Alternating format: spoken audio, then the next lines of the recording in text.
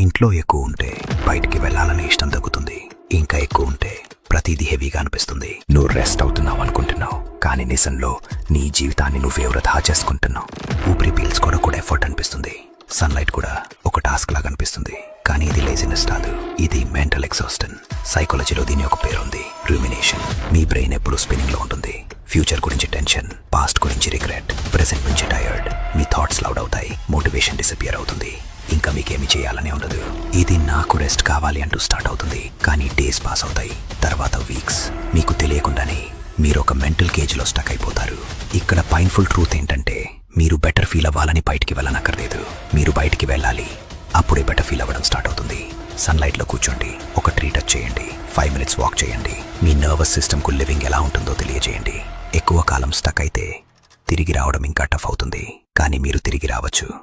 ఇప్పుడు ఈ రీల్ని సేవ్ చేసి ఫాలో చేయబట్టిన ఈ రీల్ చూసిన ప్రతి ఒక్కరు ఇలా స్టక్ అయి ఉంటారు. షేర్ చేసి వాళ్ళని ఈ మెంటల్ కేజ్ నుంచి ఫ్రీగా చేయాలి.